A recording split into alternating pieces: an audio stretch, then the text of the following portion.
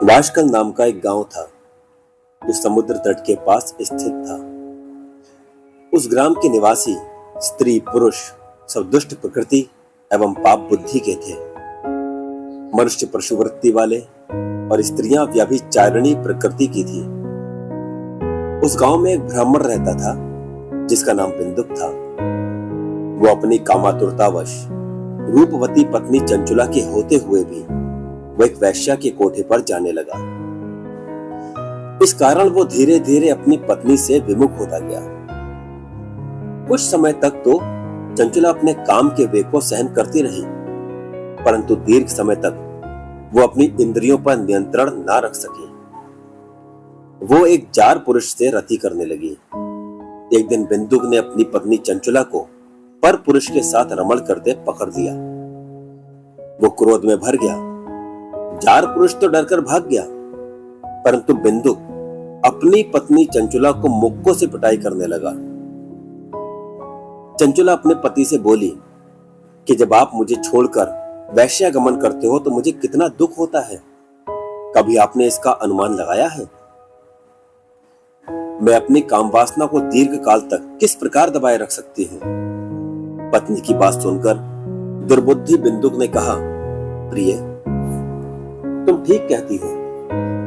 तुम निर्भय होकर जार पुरुषों के साथ विहार कर सकती हो, परंतु उसके बदले में उनसे धन कमाओ।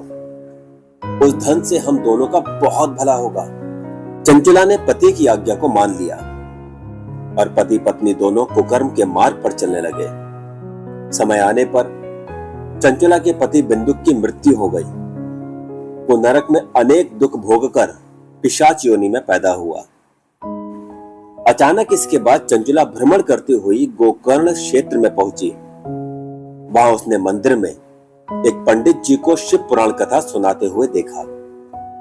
वो दत्तचित्त होकर कथा सुनने लगी। उसने कथा में जार पुरुषों में आसक्त स्त्रियों की दुष्परिणाम, नरक भोग की व्यथाजनक बात सुनी तो वो कांपने लगी। कथा के समाप्त हो जाने पर सब लोगों के चले जाने के पश्चात चंचुला कथावाचक ब्राह्मण के चरणों में सिर रखकर बिलखने लगी।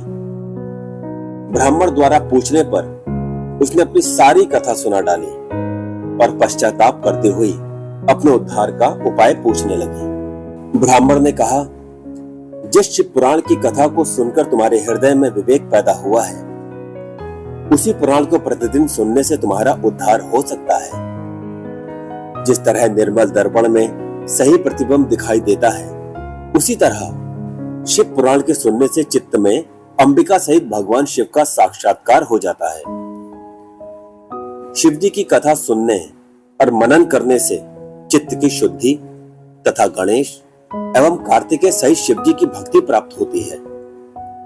शिव जी का भक्त उनकी कृपा से देव दुर्लभ मुक्ति प्राप्त कर लेता है। इसीलिए तुम्हारे कल्याण का एकमात्र उपाय शिव पुराण का श्रवण करना ही है। ब्राह्मण की बात सुनकर चंचुला उनसे ही शिव कथा को सुनाने का अनुरोध करने लगी। ब्राह्मण ने उसकी प्रार्थना को स्वीकार कर लिया। चंचुला ने पंडित द्वारा बताई विधि से स्नान किया, जटावल्कल वस्त्र धारण किए, शरीर पर भस्म लगाकर रुद्राक्ष की माला धारण करके एवं जितेंद्रिय होकर शिव पुराण को सुनने लगी। इस प्रकार शिव जी के ध्यान में मग्न रहकर चंचुला ने समय आने पर शरीर का त्याग किया और शिवलोक में पहुंचकर उमा सहित भगवान शंकर के साक्षात दर्शन किए। उसकी श्रद्धा भक्ति को देखकर पार्वती ने उसे सदैव के लिए अपना सामीप्य प्रदान किया। चंचुला ने अपनी निश्चल भक्ति द्वारा भगवती पार्वती का सानिध्य प्राप्त कर लिया।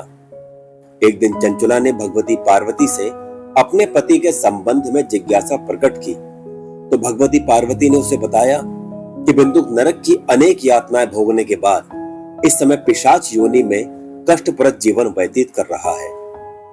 ये सुनकर चंचुला उद्विग्न हो उठी। वो भगवती पार्वती से अनुनय विनय करके उनसे अपने पति के उद्धार की याचना करने लगी। इस पर भगवती पार्वती ने तुम्बरु गंधर्व को बुलाकर उसे विंध्याचल पर्वत पर जाकर वहां पिशाच योनि में पड़े बिंदुक को शिव पुराण सुनाकर इससे उसका उद्धार करने का आदेश दिया। माता पार्वती की आज्ञा को शिरोधार्य कर टिम्बरू विंध्याचल पहुंचा और बिंदुक को बलपूर्वक बिठाकर शिव पुराण सुनाने लगा।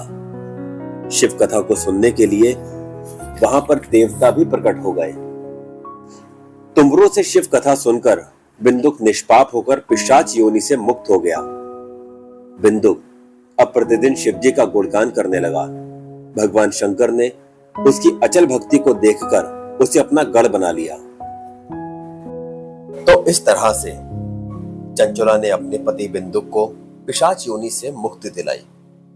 हर हर महादेव।